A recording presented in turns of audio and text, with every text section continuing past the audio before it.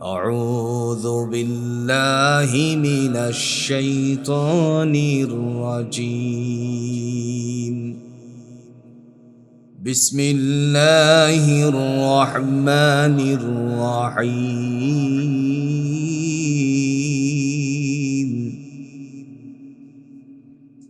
منها خلقناكم وفيها نعيدكم ومنها نخرجكم تارة أخرى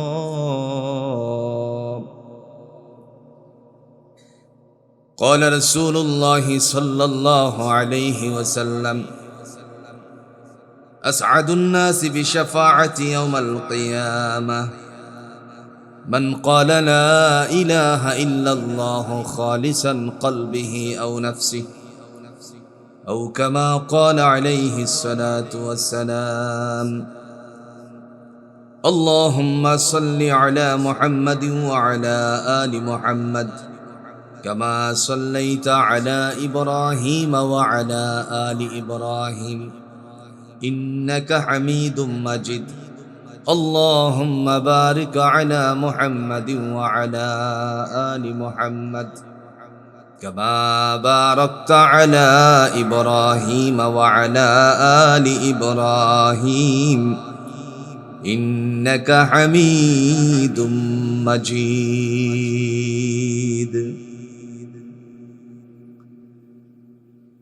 ঐতিহ্যবাহী দামোদরদী ঈদগাহ গুরুস্থান ও কবরবাসীদের রুহের মাগফিরাত কামনায় আয়োজিত যুব সমাজদের অত্যন্ত অক্লান্ত পরিশ্রমের উদ্যোগে 2 দিনব্যাপী 12তম বার্ষিকী ওয়াজ মাহফিলের ওয়াজ ও দোয়ার মাহফিলের সমাপনী দিবসের সম্মানিত সভাপতি জনাব মোহাম্মদ শাহাদাত হোসেন ভূঁইয়া, সভাপতি দামোদরদী ঈদগাহ কমিটি। আল্লাহ পাক রব্বুল আলামিনের পক্ষ থেকে তারই বান্দাকে কোরআনের জন্য, ইসলামের জন্য কবুল করুক। আজকের মাহফিলের চিফ গেস্ট জনাব আলহাজ আজহারুল ইসলাম মান্নান, কেন্দ্রীয় নির্বাহী কমিটির সম্মানিত সদস্য, বিএনপি ও সভাপতি, সোনারগাঁও থানা বিএনপি। দয়াময়ের পক্ষ থেকে তারই বান্দাকে সুন্নাহর মোতাবেক জীবন পরিচালনা করার তৌফিক দান করুক। আল্লাহর কোরআন মোতাবেক জীবনটাকে অগ্রসর করার তৌফিক দান করুক। আজকের মাহফিলের প্রধান মেহমান জনাব আলহাজ তানভীর আহমেদ রাজীব, বিশিষ্ট শিল্পপতি, দানবীর ও সমাজসেবক, হাড়িয়া চৌধুরীপাড়া। বিশেষ অতিথি জনাব আলহাজ তাজুল ইসলাম সরকার, সভাপতি বেদ্দির বাজার ইউনিয়ন বিএনপি, এবং আলহাজ মোহাম্মদ রূপসান মেম্বার, বিশিষ্ট সমাজসেবক, সোনপাড়া। আল্লাহ পাক তারে বান্দাদেরকে কোরআনের খাদেম, কোরআনের জন্য, ইসলামের জন্য অগ্রসর হওয়ার তৌফিক দান করুক। আজকের মাহফিলের আপনাদের সামনে গুরুত্বপূর্ণ কথা বলবেন বিশিষ্ট আলেম দ্বীন হযরত মাওলানা কামরুল ইসলাম আরিফি, এবং কথা বলবেন মুফতি হাবিবুর রহমান মিসবাহ কুয়াকাটা। আল্লাহ তার এই বান্দাদেরকে সহি সালামতে আপনাদের মাঝে পৌঁছিয়ে দিক। আমন্ত্রিত অতিথিবৃন্দ, মুআজ্জাজ মুকাররম উলামায়ে কেরাম, পিতৃতুল্য মুরব্বিয়ানে আজম, সমবয়স্ক যুবক ভাইয়েরা, পর্দার অন্তরালের অবলা সরলা মা ও বোনেরা, আল্লাহ রাব্বুল আলামিনের দরবারে অগণিত শকর যে আল্লাহ তাআলা আমাদেরকে খোলা আকাশের ময়দানে সুন্দর একটি পরিবেশের মধ্যে কবরস্থানের পার্শ্বে ঈদগাহ মাঠে এসে জড়ো হওয়ার তৌফিক দান করেছেন। এজন্য আমরা সকলেই কালিমাতুশ শুকুর আদায় করে নিচ্ছি, আলহামদুলিল্লাহ। আমার ভাইরা, আমরা এশার নামাজ পড়েছি। এশার নামাজের পরপরই আর একটা নামাজ আদায় করেছি। যে নামাজটুকু আমরা আদায় করেছি, এই নামাজটাকে আমরা কিসের নামাজ বলি? জোরে বলেন কিসের? জানাজা। যে চলে গেল সে যেন ঘোষণা দিয়ে গেল, আমি চলে গেলাম, তুমি প্রস্তুত থাকো। মানুষ পৃথিবীতে এসেছে, সিরিয়াল মেনটেন নাই, এরকম কোনো কথা নয়। মানুষকে আল্লাহ সিরিয়াল মেনটেন করে পৃথিবীতে পাঠিয়েছেন, কিন্তু যাবারের জন্য চলে যাওয়ার ডাক আসলে পরে কোনো সিরিয়াল লাগে না। কথা কন না কেন?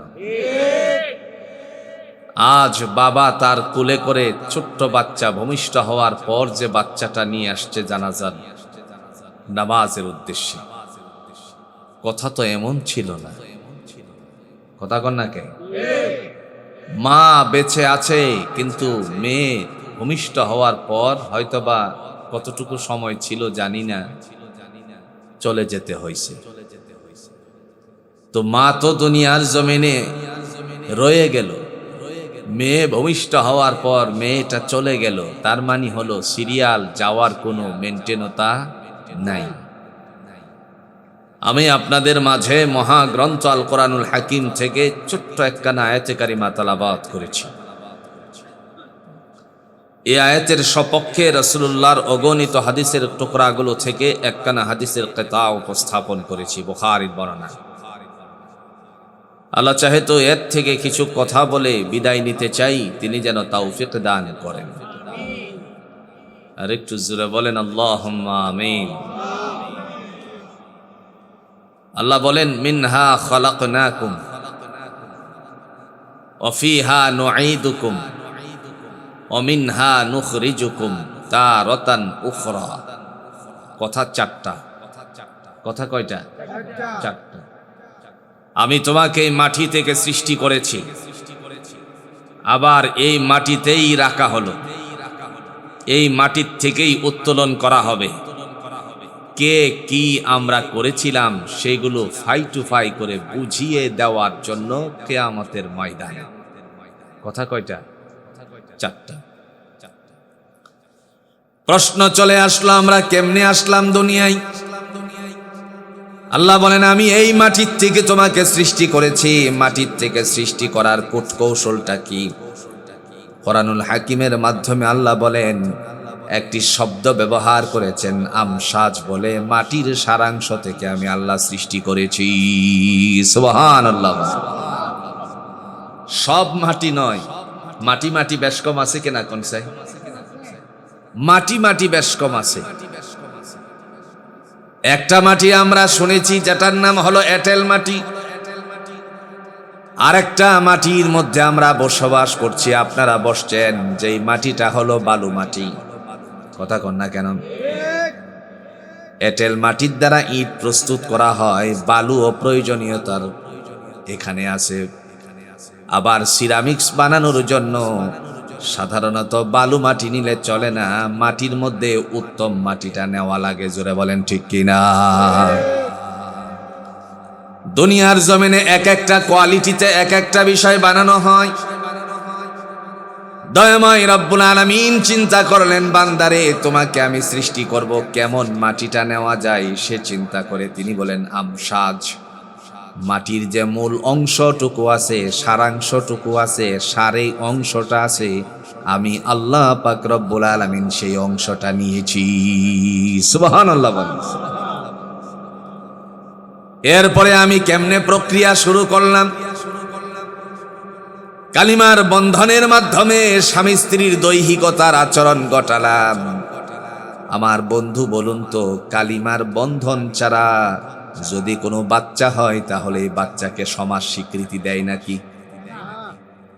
সমাজের মানুষেরা স্বীকৃতি তো দেয় না। নিজের আপন মা বাবাও তারে স্বীকৃতি দিতে রাজি না। ভাই তাকে বাড়ির থেকে বের করে দিবে, তার কারণ সে সমাজে বসবাস করতে হবে, এই জন্য তাকে সমাজপতিদের সাথে মিলেমিশে থাকতে হচ্ছে। এই জন্য সে তাকে বাড়িতে উঠতে দেয় না, তার কারণ তার সন্তান হলো ব্রাস্টার্ড, যাকে আমরা সহজ কথায় বলছি জারদ সন্তান। দুনিয়াতে জুড়ে বলুন তো কোনো সম্মান পায় নাকি? আজকে যদি কেউ বলে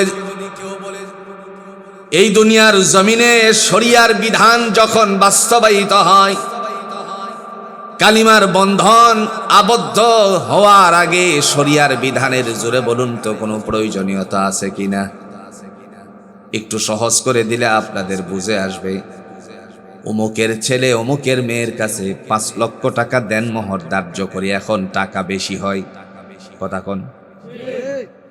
এত টাকা দেন মোহর ধার্য করিয়া 3 লক্ষ টাকা ওসর দিয়া 2 লাখ টাকা বাকি রাখিয়া কায়েম রাখছে। দুজন সাক্ষীর মোকাবেলায় একজন উকিলের ওকালতির মাধ্যমে মুহাম্মদী শরা অনুযায়ী বিবাহের প্রস্তাব দেওয়া হলো। এরকম ভাবে বিয়ে হয় কি হয় না? আপনি দেখেন এই জায়গাটার মধ্যে ঘোষণা আসছে মুহাম্মদী শরা, তার মানে মুহাম্মদ সাল্লাল্লাহু আলাইহি সাল্লামের আদর্শের উপরে বিবাহ শাদী হয়। এখন যদি আপনি ওই বিবাহ শাদীর মধ্যে মুহাম্মদী শরাকে বাদ দিয়ে দেন, তাহলে দেখা যাবে এই জায়গাটার মধ্যে বিবাহ বন্ধনে আবদ্ধ হওয়া বড় কঠিন। আল্লাহ বলেন, যখন তারা বৈবাহিক সূত্র কায়েম হয়ে গেল, শয্যা সঙ্গী হলো, যেটাকে আপনারা সহজ করে বাসর ঘর মনে করেন, আমি আল্লাহ পাক রব্বুল আলামিন পিতার পৃষ্ঠদেশ থেকে মাতৃ জঠরে 1 ফোঁটা নাপাক শুক্রের ব্যবস্থাপনা করে দিয়েছি। সুবহানাল্লাহ। কোরআনুল হাকিমের মাধ্যমে আল্লাহ বলেন, ইন্না খালাকনাল ইনসানা মিন নুতফা সুম্মা মিন আলাকাতিন সুম্মা মিন মুদগা ফাকাসাউনাল ইযামা লাহমা। 1 ফোঁটা নাপাক শুক্র যখন মাতৃ জঠরে প্রবেশ করালেন, এমন একটা জায়গায় তিনি নিয়ে রাখলেন, যেই জায়গাটা হলো এমন একটা জায়গা যাকে বলা হয় ইনটেনসিভ কেয়ার ইউনিট। আল্লাহ কোরআনে 1450 বছর আগে তিনি বলেন, ফি করারিম মাকিন। এটা হলো সুরক্ষিত জায়গা, যেখানে কোনো জার্ম প্রবেশ করে না, কোনো ধরনের ভাইরাস প্রবেশ করবে না। এই সুরক্ষিত জায়গার মধ্যে আমি 40টা দিন তোমারে রাখলাম। আরো 40 দিন অতিবাহিত হওয়ার পরে আমি আল্লাহর পক্ষ থেকে একটা গোশতের টুকরা বানানোর আগে রক্তের চাক্কা রূপে রূপান্তরিত করলাম। রক্তের চাক্কা আরো 40 যখন অতিবাহিত হয়ে গেল, আল্লাহ বলেন, গোশতের টুকরা বানালাম। এরপরে যখন তোমাকে আস্তে আস্তে করে আমার পক্ষ থেকে আকার আকৃতি দিলাম, আল্লাহ বলেন, আমি তোমাকে নিজ হাতের মাধ্যমে আকার দান করেছি। কার হাত? কথা কন, কার হাত? আল্লাহর হাত আছে। একটু কথা কন, আল্লাহর হাত আছে না? ডাইরেক্টই বলেন আল্লাহর হাত আছে, কিন্তু এই হাত নিয়ে গবেষণা করার কোনো সুযোগ নেই। কথা বুঝতেছেন? আল্লাহর হাত নিয়ে গবেষণা করার কোনো সুযোগ নাই। স্রষ্টাকে নিয়ে নয়, সৃষ্টিকে নিয়ে করো, অবশ্যই আল্লাহকে পেয়ে যাবে। সুবহানাল্লাহ বলেন। আল্লাহর যে হাত আছে কোরআন দিয়ে তিনি প্রমাণ করছেন। আগেই বলে নিচ্ছি, আল্লাহর হাত কতটুকু লম্বা এটা নিয়ে গবেষণা করবেন না।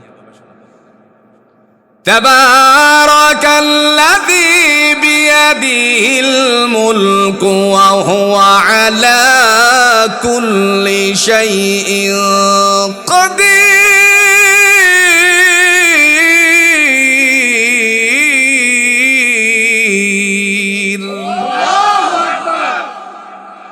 তিনি হলেন বরকতময় রব, যার হাতে ক্ষমতা। ক্ষমতা কার হাতে? না জনগণের হাতে? জনগণের হাতে ক্ষমতা, এই কথা স্বীকার করার কুফরি। কথা কন না কেন? ক্ষমতা জোরে বলুন তো কার হাতে? আল্লাহ পাক রব্বুল আলামিন সময়ে সময়ে মানুষকে একটু ক্ষমতা দেন। তিনি কোরআনুল হাকিমের মাধ্যমে ঘোষণা দিয়ে বলছেন, কুলিল্লাহুম্মা মালিকাল মুলক। রাজত্বের মালিক নবী আমার, আপনি জানিয়ে দেন আমি আল্লাহ। তুতিল মুলকা মান তাশা, আমি যাকে ইচ্ছে করি তাকে রাজত্ব দান করি। ওয়া তানজিউল মুলকা মিম্মান তাশা, আবার যার কাছ থেকে ইচ্ছে করি রাজত্বটারে ছিনায় আনি। কথা কন না কেন? তাহলে রাজত্বের মালিক কে? দুনিয়ায় অল্প রাজত্ব পাওয়ার পরে বাহাদুরি কম না বেশি? বাহাদুরির কারণে।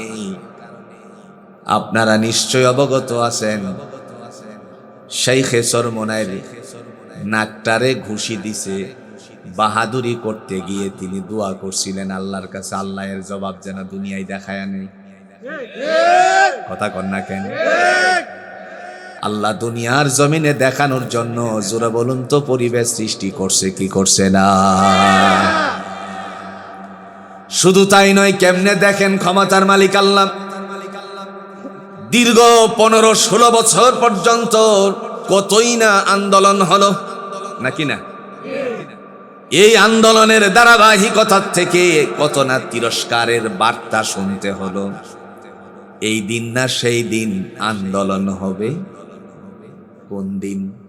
এরকম জোরে বলুন তো বাংলার জমিনে তিরস্কারের বার্তা শোনানো হয়েছে কি হয়েছে না? ফখরুল সাহেব জায়গা দিবেন ঠাকুর গায়ের বাড়িতে? কথা কন না কে? প্রিয় ভাইরা আমার, আমি কাউকে ভিক্ষা করার জন্য বলছি না, আমি শুধুমাত্র কোরআনটারে বোঝানোর জন্য বলছি। দয়াময় তিনি ডাক দিয়ে বললেন, খবরদার খবরদার, তুমি দাম্ভিকতা প্রকাশ করো না। পৃথিবীতে তুমি যে আসছো, এক ফোঁটা নাপাক শুক্র থেকে আমি আল্লাহ সৃষ্টি করেছি। ঠিক কিনা বলেন? ছোট ছোট বাচ্চারা দাঁড়াইছে, অনেকগুলো দফা নেই, অনেকগুলি না, শেষ পর্যন্ত দেখা গেল একটাতে পরিণত হয়ে গেছে। সব কিছু ফেলে দিয়ে তারপরে চলে যেতে হয়েছে, নাকি না? বলা ছিল পেঁয়াজের দাম 250 টাকা কেজি, পেঁয়াজ ছাড়া খাবার রান্না করা যায়, তরকারি। কিন্তু সেদিন ফ্রিজ খোলার পরে পেঁয়াজের বাটা, আদা বাটা, রসুন বাটার কোনো অভাব ছিল না। প্রিয় ভাইরা আমার, কথা বলার উদ্দেশ্য হলো, আল্লাহ রাব্বুল আলামিন তিনি ডাক দিয়ে বলেন, তাবারাকাল্লাযী বিয়াদিহিল মুলকু ওয়া হুয়া আলা কুল্লি শাইইন কাদির। আমি হলাম বরকতময় রব, যার হাতে ক্ষমতা। তিনি বলেন, ইন্নাল্লাহা আলা কুল্লি শাইইন কাদির, সমস্ত বস্তুর উপরে জোরে বলুন তো ক্ষমতা কার?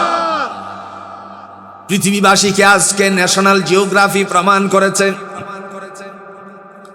অন্ধ সাপ গর্তের ভিতরে, এই গর্তের ভিতরে অন্ধ সাপ যখন খাবার পাচ্ছিল না, আল্লাহ পাক ডেকে বললেন, ও আমার পাখি কোলেরা শোনো, যেই অন্ধ সাপটা না খেয়ে মারা যাবে, আমি আল্লাহর নাম তো রাজ্জাক, আমি মানুষকে রিজিক দান করি, যেমনি এমনি ভাবে সবাইকে রিজিক দেই, তার খাবারের বন্দোবস্ত করো। পাখির পক্ষ থেকে, পাখির দ্বারা আল্লাহ পাক তার খাবারের ব্যবস্থাপনা করে গর্তের ভিতরে অন্ধ সাপকে খাওয়াইয়া দিছেন। তিনি কে? শুধু তাই নয়, আমরা জানি একটা প্রাণী আর একটা প্রাণীর খাবার, ঠিক কিনা কোন? এই প্রাণীগুলোকে খাবার খেয়ে থাকে।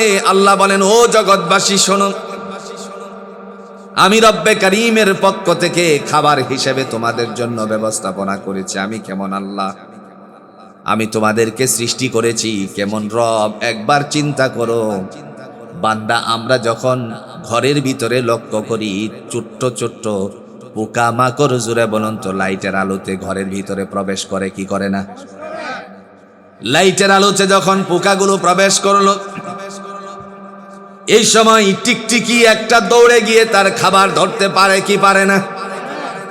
পাশেই যে বসা ছিল, আপনাদের ঘরের ভিতরে অনেকগুলো জাল বুনে থাকে, যেটাকে অতি অল্প, একেবারে ছোট্ট একটা প্রাণী, এটা জোরে বলেন নাম কি? আরেকটু জোরে বলেন। আল্লাহ কোরআনুল হাকিমে একটা সূরা অবতীর্ণ করেছেন, যার নাম হলো সূরাতুল আনকাবুত। মাকড়সা সংক্রান্ত সূরা কেন দিলেন? রইসুল মুফাসসিরিন হযরত ইবনে আব্বাস রাদিয়াল্লাহু তাআলা আনহু তিনি বর্ণনা করেছেন, তাফসীরে উশির রাসূলুল্লাহর বাড়ির মধ্যে আছে, আমি বহুবার গিয়ে পড়ছি, 3 খণ্ডে খণ্ডিত। ইবনে আব্বাস রাদিয়াল্লাহু তাআলা আনহুর বর্ণনা দিয়েছেন, সেখানে আল্লাহর কাছে মাকড়সা ডেকে বলল, আল্লাহ, সমস্ত প্রাণীরা খাবার গিয়ে ধরতে পারে, কিন্তু আমি যে দুর্বল, আমি তো খাবারটা গিয়ে ধরতে পারবো না, তো আমার জন্য কি কোনো খাউন নাই নাকি? আল্লাহ রাব্বুল আলামিন ডেকে বলেন, মাকড়সা শোনো, আমার নাম রাজ্জাক, আমি তোমার জন্য রিজিকের ফয়সালা করেছি। পিছন দিক থেকে সুতার ব্যবস্থাপনা করে দিলেন, অল্প করে একটা জাল বোনালেন। মাকড়সার সুতা জুড়ে বলুন তো আসেনি? মানুষের চেহারার মধ্যে যদি সেই সুতা লাগে, তাহলে মানুষ এই সুতাটারে স্কিন থেকে দূরে সরানোর জন্য হাতে মেসেজ করে, কি করে না? এমন সময় আল্লাহ রাব্বুল আলামিনের কাছে বর্ণনা দিলে পরে দয়াময় তিনি ডাক দিয়া বলেন, পিছন দিক থেকে সুতার ব্যবস্থাপনা করেছি, তুই তার দ্বারা সুতা বাউন, মানে জালটা বনে দে, আমি আল্লাহ রিজিকের ফয়সালা বর্ধিত করে দিব। আমরা লক্ষ্য করেছি মাকড়সার জালে দেখা যায় এই অবস্থায় অনেক ধরনের পোকামাকড়গুলো আটকা পড়ার পর আল্লাহ বলেন, এখন বলতো তোর খাবারটা তুই নিজে খেতে পারবে কিনা? মাকড়সা আল্লাহর কাছে শুকরিয়া আদায় করে বললে, আল্লাহ তুমি আমার রব, আলহামদুলিল্লাহি রাব্বিল আলামিন। প্রশংসা কার? একটু জোরে বলেন, প্রশংসা কার? আল্লাহ আল্লাহ কি যে মধুর নাম, আল্লাহ আল্লাহ কি যে মধুর নাম, ধরার তামা মনি মুক্তাম, পান্না হীরাম সোনা দানাম, হয় না তাহার দাম। আল্লাহ আল্লাহ কি যে মধুর নাম, আকাশ বাতাস সাগর নদী গাইছে ও নাম নিরবধি, আকাশ বাতাস সাগর নদী গাইছে ও নাম নিরবধি, পাখ পাখালির কণ্ঠে শুনি, পাখ পাখালির কণ্ঠে শুনি নিত্য বিরাম। আল্লাহ আল্লাহ কি যে মধুর নাম, ডাকলে ও নাম সুহাগ ভরে, নিত্য দুয়ার প্রেম সাগরে, রাখলে ও নাম মনেরি কাবাই, রাখলে ও নাম মনেরি কাবাই, খাটে রক্ত ঘাম। আল্লাহ আল্লাহ কি যে মধুর নাম। আল্লাহর নাম নিতে মধুরতা আছে কিনা বলেন? মাকড়সা ডাক দেয়,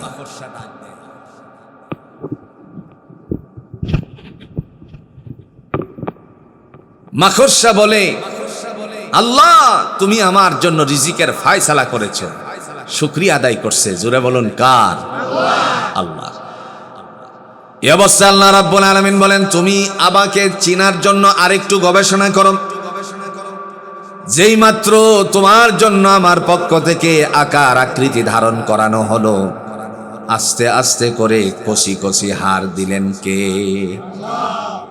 আর্কিটেকচার ইঞ্জিনিয়ার বাড়ি বানায়, বাড়ি বানাতে গিয়ে রডের জোরে বলুন তো প্রয়োজনীয়তা আছে কিনা? ছাদ দিলে রড লাগবে, পেল কোন জায়গা থেকে? যদি একবার কোরআন থেকে গবেষণা করি তাহলে বোঝা যায় আল্লাহর কোরআনই হলো আর্কিটেকচার ইঞ্জিনিয়ারের বিশাল একটা পুস্তক। একটু ভালো করে খেয়াল করেন, মিস্ত্রি সাহেব কলম বানছে, কি বানছে? ছাদের সেন্টারিং করেছেন। সেন্টারিং এর পরে দেখা যায় মিস্ত্রি সাহেব তিনি একটা মিক্সার মেশিন দিয়ে খোয়া দিল, বালি দিল, সিলেকশন বালি দিল, সিমেন্টও দিল, সব কিছু ঠিক আছে। এরপরে মালগুলো সুন্দর করে মশলা বানানোর পরে নিয়ে ছাদের মধ্যে ফেলে দিল। আস্তে আস্তে করে তাকে ছাদের মধ্যে সুন্দর করে লেপট দেওয়া হলো, কিন্তু একটা জিনিসের অভাব আছে, সেই জিনিসটা হলো রড। আপনারা সাক্ষী দিয়ে বলুন তো, ছাদের সেন্টারিং 23 থেকে 29 দিন পরে, 27 দিন পরে ছাড়লে পরে এই ছাদটা কি থাকবে না ধসে যাবে? কেন ধসে যাবে? কি নাই? এবার আসেন, আল্লাহ আর্কিটেকচার ইঞ্জিনিয়ারিং কেমনে শিক্ষা দিলেন? আপনি আমাকে সৃষ্টি করার পরে আল্লাহ বলেন, ও জগৎবাসী শোনো, তোমার জন্য আমি ফায়সালা করেছি। ফায়সালাটা কি? তিনি বলেন 40 দিন 40 দিন 40 দিন করে যখন দিলাম, এরপরে 3 নাম্বার 40-এর মধ্যে আমি আল্লাহ রাব্বুল আলামিন তোমার জন্য আস্তে আস্তে করে গোশতের দ্বারা বরাট করলাম বডিটারে। যদি আমাদের বডির ভিতরে শুধু গোশত দিত, তাহলে আমরা কোথাও দাঁড়িয়ে থাকতে পারতাম নাকি? কথা কন নাকি? হাতটাকে আমরা এইভাবে সোজা করতে পারতাম নাকি? কিছুই করতে পারতাম না। আল্লাহ বলেন, তোমাদের বডিটার মধ্যে আমার পক্ষ থেকে সুন্দর করে হাড় দিয়েছি। এই হাড় দেওয়ার কারণ হলো যাতে করে গোশতটারে ধরে রাখতে পারে। আল্লাহ বলেন, তোমরা যে বাড়ি বানাও, এই হাড় থেকে গবেষণা করা হলো, ছাদের রড ছাড়া যেরকম সেন্টারিং খুললে পরে ছাদ ধসে যাবে, এমনি ভাবে মানুষের হাড় যদি আল্লাহ না দিতেন, তাহলে গোশতগুলো ওই জায়গাতে কোনোদিন টিকে থাকতো না। তিনি কে? আল্লাহ কয়, একটু জোরে কোন সে আল্লাহ কয়, ওয়া ইলাহুকুম ইলাহুন ওয়াহিদ লা ইলাহা ইল্লা হুয়ার রাহমান, আল্লাহু আকবার, লা ইলাহা ইল্লা হুয়ার রাহমানুর রাহিম।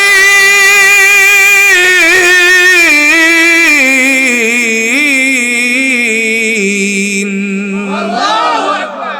কার কথা? আল্লাহ। আল্লাহ বলেন, তোমাদের উপাস্য একমাত্র উপাস্য লা ইলাহা ইল্লা হুয়া, তিনি ছাড়া আর কোনো উপাসনাকারী নাই। হুয়ার রহমানুর রহিম, তিনি হলেন পরম করুণাময় এবং দয়ালু।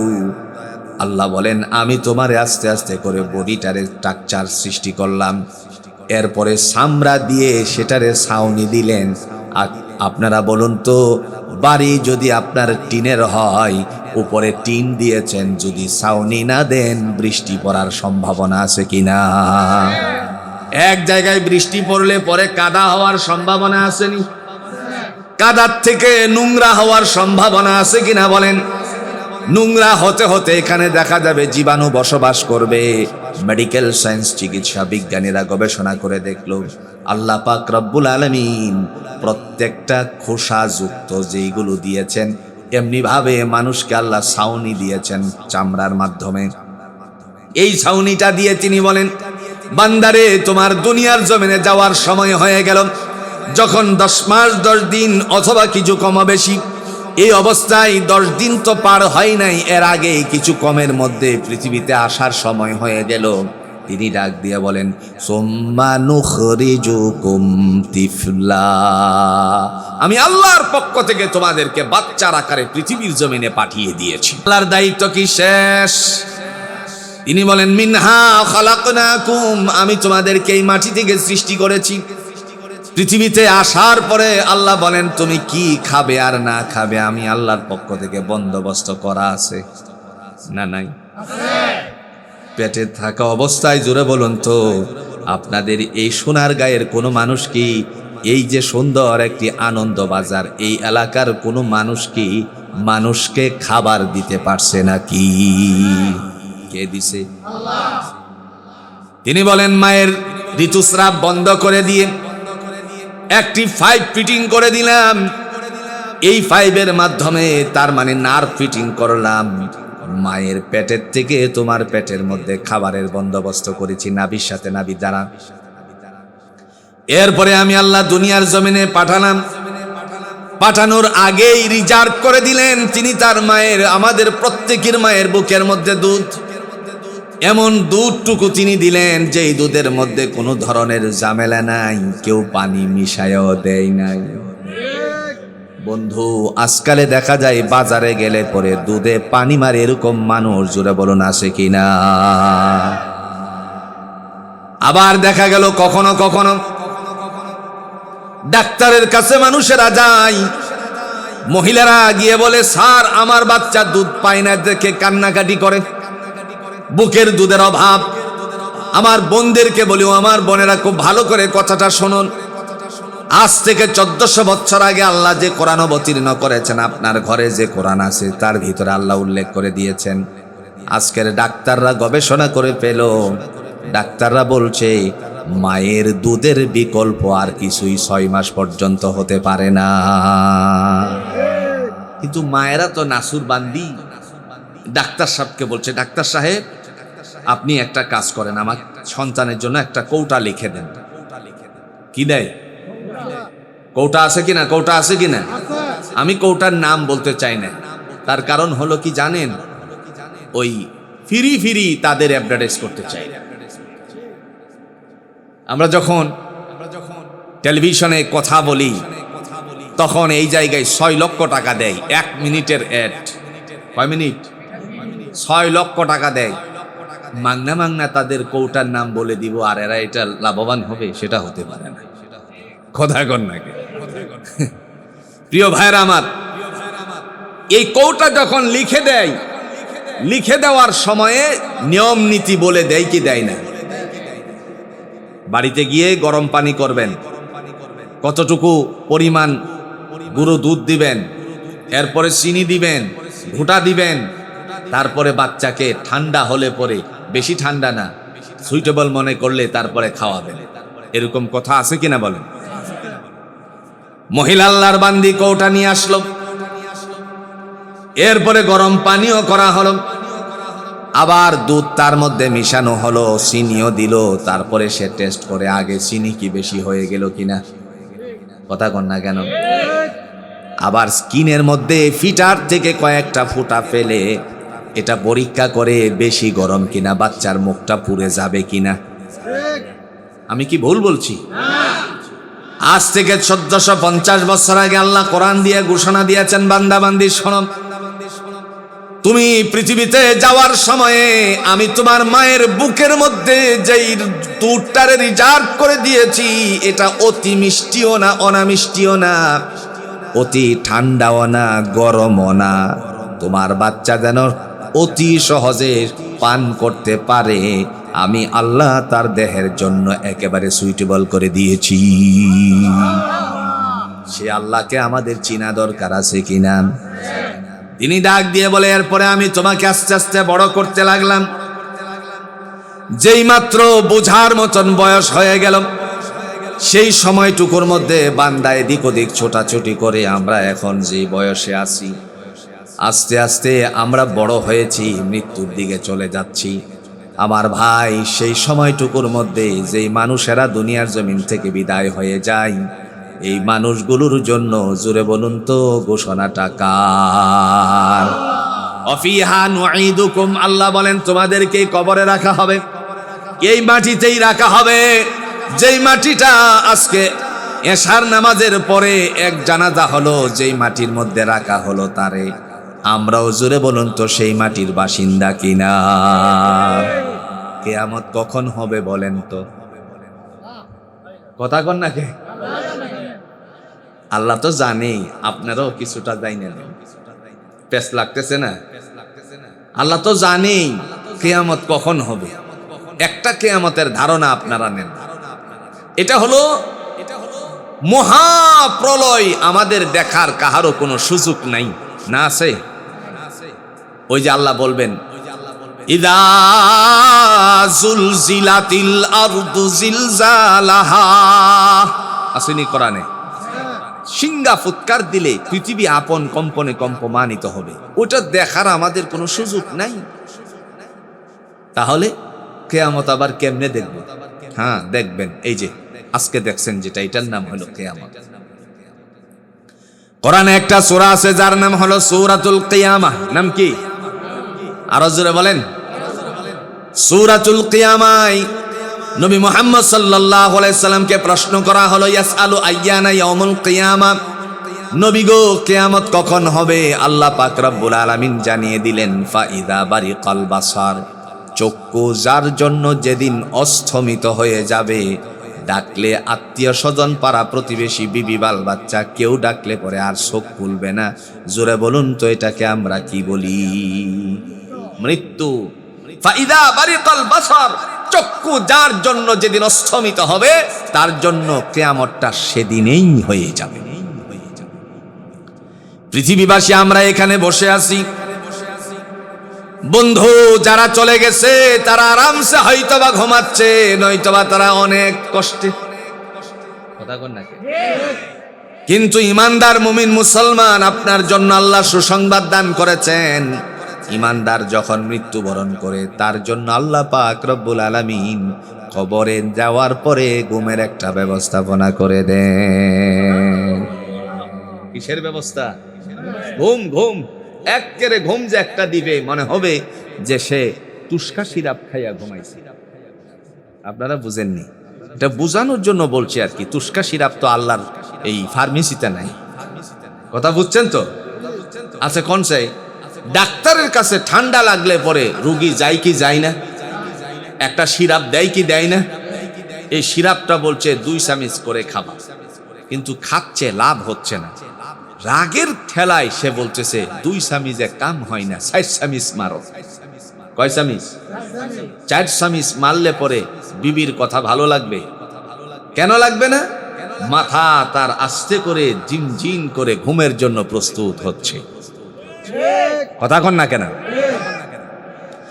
ইমানদার মুমিন মুসলমান তারা যখন কবর দেশে যায়, কিয়ামতের আগ মুহূর্ত পর্যন্ত যারা কবরবাসী হয়ে আছে তারা আল্লাহ পাক রব্বুল আলামিনের পক্ষ থেকে গালিচার মধ্যে ঘুমায়া রইছে। আর একটু আস্তে কোন সুবহানাল্লাহ।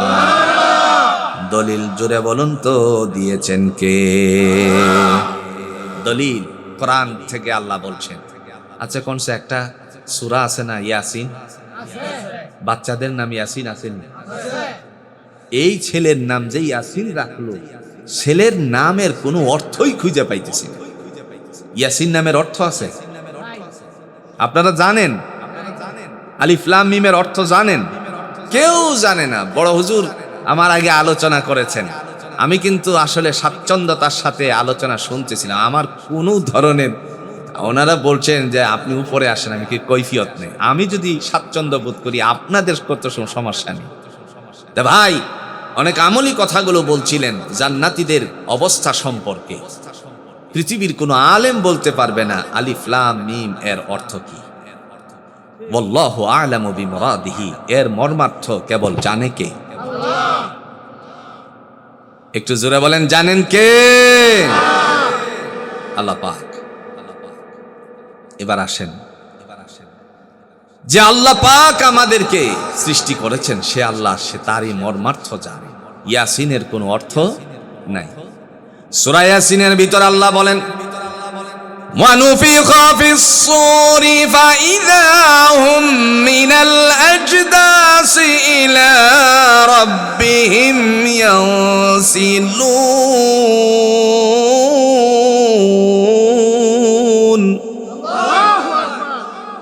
قَالُوا يَا وَيْلَنَا مَنْ بَعَثَنَا مِنْ مَرْقَدِنَا هذا ما وعد الرحمن وصدق المرسلون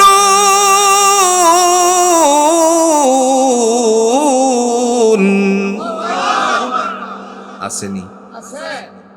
আল্লাহ বলেন যখন সিংহা ফুৎকার দেওয়া হবে, কবরগুলো উন্মোচিত হবে, সে সময় তারা রব্বে কারীমের দিকে ফিরে চলবে, ছুটে চলবে। ওই অবস্থায় তাদের মধ্য থেকে আওয়াজ দিবে, তারা বলবে ক্বালু ইয়া ওয়াইলানা মান বা'সানা মিন মারকাদিনা হাযা মা ওয়া'দার রহমানু ওয়া সাদাকাল মুরসালুন। দুর্ভোগ, কে আমাদেরকে নিদ্রা থেকে জাগালো? কি বলছে বলেন? কে আমাদেরকে নিদ্রা থেকে? সরাসরি আল্লাহ যেহেতু নিদ্রার কথা বলছেন, তাইলে এরা কি করছিল? একটু জোরে কোন, কি করছিল? ঘুমাইছে। যেই মাত্র তারা নিদ্রা থেকে জাগবে, দুর্ভোগ আখ্যায়িত করে বলবে কে আমাদেরকে নিদ্রা থেকে জাগালো? ও মহান আল্লাহ রাব্বুল আলামিন তো আমাদের সাথে অঙ্গীকারটাই করেছিলেন, যখন তারা এর থেকে জাগ্রত হবে, আল্লাহ পাক রব্বুল আলামিন দেখে বলেন, বান্দারে তোমাদেরকে কবরে রাখার পরে যখন ঘোষণাটুকু আসবে, ওয়া ফিহা নুঈদুকুম ওয়া মিনহা নুখরিজুকুম তারাতান উখরা, বের করা হবে কোত্থেকে? একটু জোরে বলেন, কোত্থেকে? কোন দিকে যাওয়ার জন্য? ময়দানে। আমার হাত পিছনে গেছে দিকে মনে করেন না কিশোরগঞ্জে যাওয়ার জন্য। কথা বুঝছেন নি? ময়দানে হাসরে উপস্থিত হয়ে যাবে। এবার আপনারা সাক্ষী দিয়ে বলুন, যেদিন আমরা হাসরের ময়দানে উপস্থিত হব, সেই সময়টার মধ্যে আল্লাহর পক্ষ থেকে আমাদের কোনো ফেসিলিটি করা হবে নাকি? কথা কন নাকে? আত্মীয় স্বজন, পাড়া প্রতিবেশী আল্লাহর কাছে কি আগের থেকে বসে আছে নাকি উকিল? যে উকিলেরা গিয়ে বলবে, আল্লাহ এরা আমার মেহমান ছিল, আমার চাচাতো ভাই ছিল, তারে তুমি মাফ করে দাও। কথা কন? কোরআন দিয়ে আল্লাহ বলেন, ওয়াত্তাকু ইয়াওমান লা তাজজি নাফসুন আন নাফসিন শাইআ ইলা আখিরিল আয়াত। ওই দিবসকে ভয় করো যেই দিবসে কোনো নফস কোনো নফসের উপকার করতে পারবে না। কে বলেছেন?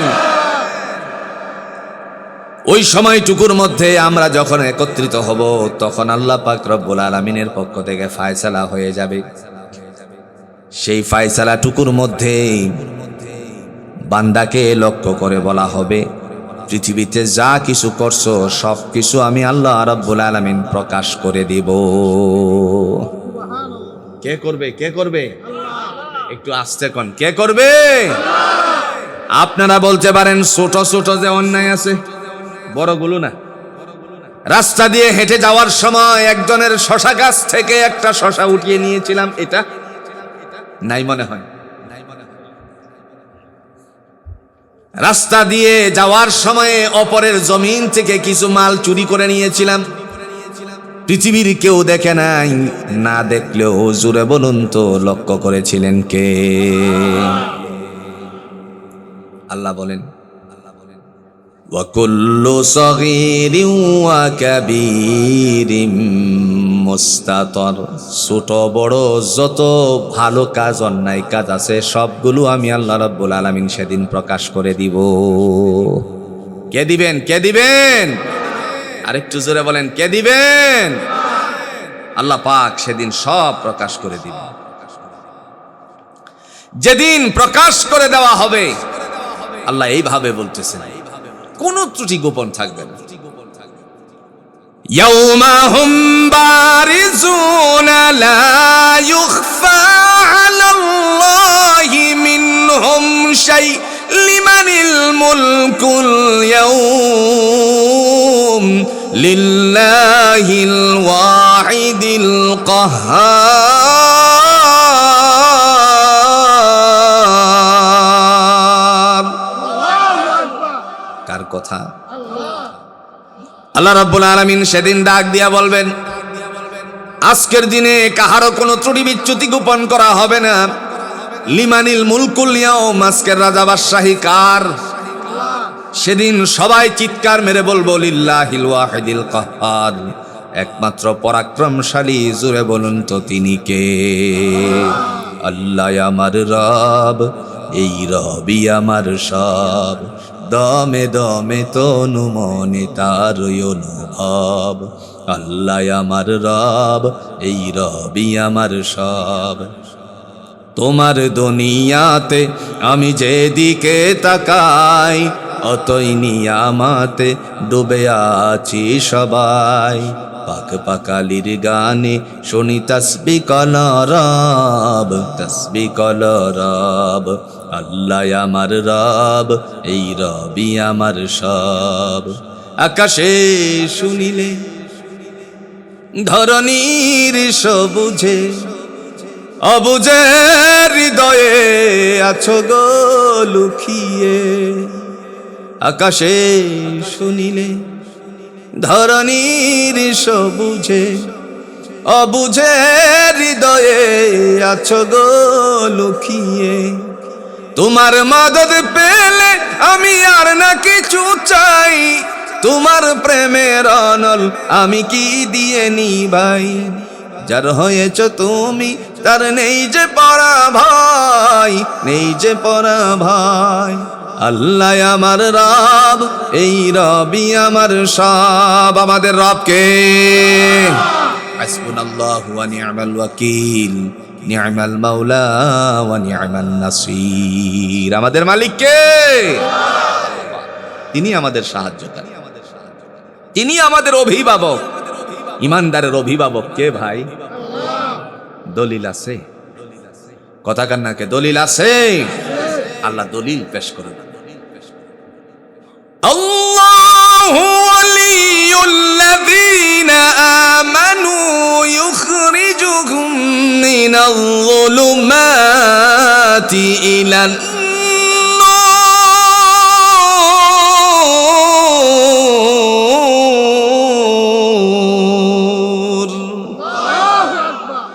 রব্বে করিম তিনি বলেন আল্লাহু ওয়ালিয়ুল্লাযীনা আমানু, আমি হলাম বিশ্বাসশীলদের অভিভাবক। ইউখরিজুহুম মিনাজ যুলুমাতি ইলান নূর, তাদেরকে অন্ধকার থেকে বের করে আলোর দিকে দিশারিত করি। তার মানে হেদায়েতের রাস্তা খুলে দেন কে? তিনি ডেকে বললেন লা ইউখফা আলাল্লাহি মিনহুম শাই, আজকের কাহারও কোনো ত্রুটি বিচ্যুতি গোপন করা হবে না। লিমানিল মুলকুল ইয়াউম, আল্লাহ পাক রব্বুল আলামিন ডাক দিয়া বলবেন আজকের রাজা বাদশাহী কার? মুহূর্তের মধ্যে ডেকে বলা হবে লিল্লাহিল ওয়াহিদিল কাহ্হার, একমাত্র পরাক্রমশালী। জুড়ে বলুন কার? সেদিন আল্লাহ ডাক দিয়ে বলবেন আজকে আমার থেকে প্রজেক্টর ফিটিং করা হবে। কি ফিটিং?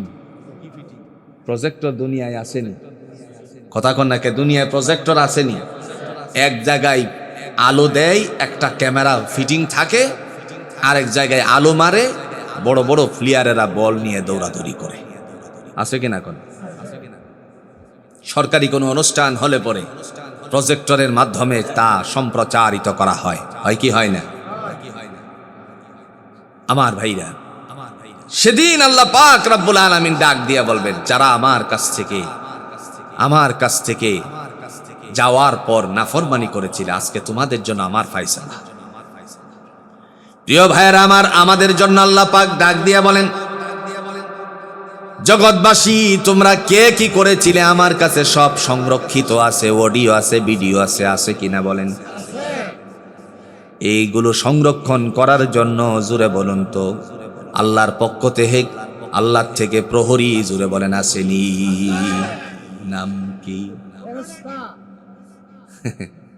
এই দুই কাঁধে নাম কি? কোন? এই একটা প্যাচ লাগাইছেন আপনারা, শুধু জেনে শুনেই আসছেন। গজলে শুনছেন, গানে শুনছেন। আমাদের দেশের বাউল তো কম নাই, আছে। কিরামান কাতিবিন রোজ হাশরের দিন, কিরামান কাতিবিন রোজ হাশরের দিন, আল্লাহর কাছে হেজেন করবে অভিযোগ, বলবো সেদিনই ছিলাম ল্যাংটা বাবার। নাউজুবিল্লাহ বলেন। কথা বুঝছেন নি?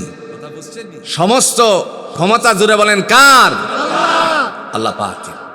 কি চমৎকার কথা! এই কিরামান কাতিবিন কোন ফেরেশতার নাম না। লাগছে না পেস একটা? কি বলেন লিডার? বলেন লাগছে নি পেস?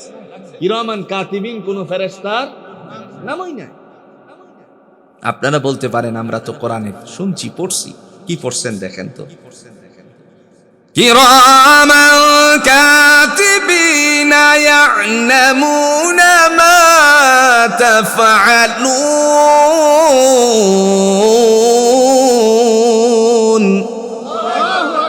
এই তো নাকি?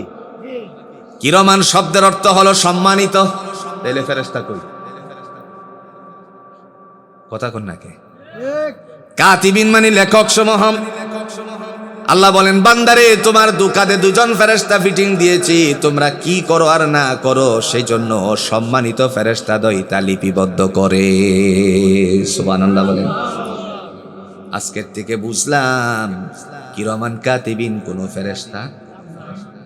কোরআন তো এইভাবে বলে নাই, আপনি আমি শুধু জেনে শুনে আসছি, শুনে আসছি।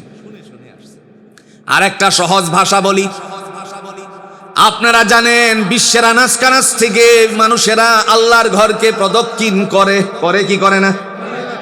এই ঘরটাকে ভাঙ্গার জন্য আব্রাহা নামক একজন নাফরমান বের হয়েছিলেন।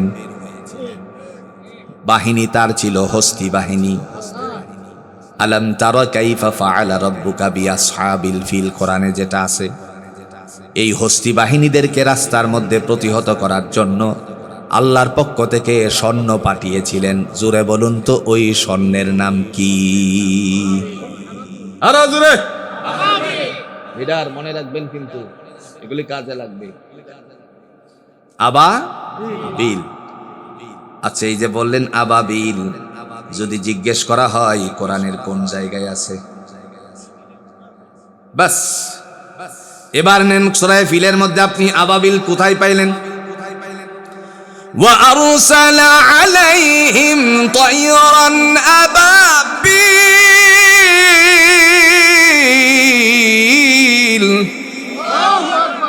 আল্লাহ বলেন ওয়া আরসালা, অতঃপর প্রেরণ করেছি। খুব ভালো করে বুঝেন, এই ভুল ভাঙ্গার জন্যই তাফসীর মাহফিল বা ইসলামী মহাসম্মেলন, দুয়ার মাহফিল। আল্লাহ পাক রব্বুল আলামিন দেখে বলেন ওয়া আরসালা, অতঃপর প্রেরণ করেছি, আলাইহিম, তাদের উপরে, আই আব্রাহা বাহিনীর উপরে, তায়রান, পাখি, আবাবিল, ঝাঁকে ঝাঁকে। আবাবিল মানে কি? তো আমরা তো আবাবিল পাখি জেনে আসছি। আবাবিল অর্থ কি? জোরে কোন আবাবিল অর্থ কি? আল্লাহ বলেন ওয়া আরসালা আলাইহিম, অতঃপর প্রেরণ করেছি তাদের উপরে, আলাইহিম আই আব্রাহা বাহিনীর উপরে, তায়রান, পাখি, আবাবিল, ঝাঁকে ঝাঁকে। যেই পাখিগুলোকে ঝাঁকে ঝাঁকে আল্লাহ পাঠিয়েছিলেন তাদের 3টা করে জাহান্নাম থেকে এদের জন্য পাথর নিক্ষেপের উদ্দেশ্যে দিয়েছিলেন। এক একটা মনে করেন তুরাবোরা পাহাড়কে ধ্বংস করার অ্যাটেম বোমা। আর একটু আস্তে কোন আল্লাহু আকবার। এক একটা পাখির 3টা করেছিল পাথর। তাফসিরে উশিরে আমি রাসূলুল্লাহর বাড়ির ভিতরে বসে বসে, যেটা হলো মক্কার সবচেয়ে বড় লাইব্রেরি, আপনারা যদি আগামী দিনে যাওয়ার সুযোগ হয় দেখে আসবেন। তাফসিরে উশিরে হযরতে ইবনে আব্বাস, রাইসুল মুফাসসিরিন হযরত ইবনে আব্বাস রাদিয়াল্লাহু তাআলা আনহুর কওলগুলো বর্ণনা করা আছে। তিনি বলেন একটা হলো ঠোঁটে ধরা আর 2টা হলো চঙ্গলে। 2টা চঙ্গলের মধ্যে, চঙ্গল বুঝেন তো, পায়ের মধ্যে রাখা। এটা খুব কষ্ট নয়, কিন্তু ঠোঁটের মধ্যে ধরাটা, জোরে বলুন কষ্ট আছে কিনা? একটু সহজে বোঝার জন্য আসেন, ঘরের লাইট বন্ধ, ফিউজ হয়ে গেছে, তখন আপনার ঘরের একটা লাইট লাগানো লাগে, এলইডি বাল্ব লাগাতে গিয়ে তখন আর আলো নাই, কারেন্টও নাই, তখন মুখের মধ্যে ছোট্ট একটা মোবাইল দিলেন, বাটম মোবাইল, এরকম আসেনি? মুখটার মধ্যে ধরে যখন লাগাইতে গেলেন, এখন বলেন তো মুখের মধ্যে কষ্ট হবে কি হবে না? বিশ্বাস না হয় আগামীকালকে পরীক্ষা করে দেখবেন, একটা বাল্ব খুলে তারপরে লাগানোর চেষ্টা করে। আল্লাহ রাব্বুল আলামিন যেই সমস্ত পাখিদেরকে পাঠিয়েছিলেন ঝাঁকে ঝাঁকে, প্রথম যে কঙ্করটা নিক্ষেপ করেছিল সেটা ছিল মুখের। যেইখানে হাতির গায়ে লেগেছে, মস্তকে লাগলে পরে, মাথায় লাগলে পরে, নিচের দিকে মস্তক পর্যন্ত গলে নিচে পড়ে গেছে। ক্ষমতা দিয়েছিলেন কে? আরো জোরে। আল্লাহ রাব্বুল আলামিন তিনি বলেন আমার পক্ষ থেকে ঝাঁকে ঝাঁকে পাখি পাঠিয়েছি তাদের জন্য। কাদের জন্য? আব্রাহা বাহিনীদের জন্য। বন্ধু, যে কথা বলছিলাম, দয়াময় রাব্বুল আলামিন হাসরের ময়দানে মানুষের সব কিছু অডিও রেখেছেন, ভিডিও রেখেছেন, আবার সমস্ত কিছু তথ্য, জুড়ে বলুন তো আল্লাহর কাছে আছে কিনা? এই তথ্যগুলো কোনো পেন ড্রাইভে ঢুকানো লাগে? কথা কোন? পেন ড্রাইভ আসলো কোত্থেকে? বুঝেন, মেমোরি কার্ড আসলো কোত্থেকে? কোরআন থেকে চয়ন করেন। আল্লাহ রাব্বুল আলামিন তিনি ডাক দিয়া বলেন, বান্দা তোমার জন্য আমি অডিও করেছি, ভিডিও করেছি। এই সম্পর্কে জানতে গিয়ে আল্লাহ বলেন প্রথম পত্র হলো ফাইল পত্র। ছেলেরে মেয়েরে আপনি স্কুলে পাঠালেন, হঠাৎ করে বলল আব্বা আমার খাতা শেষ হয়ে গেছে। আল্লাহ বলেন তোমরা খাতা পেলে কোত্থেকে? আমি আগে আমার পক্ষ থেকে তোমার হিসাব নিকাশ করে রাখার জন্য খাতাটা নির্ধারণ করেছি।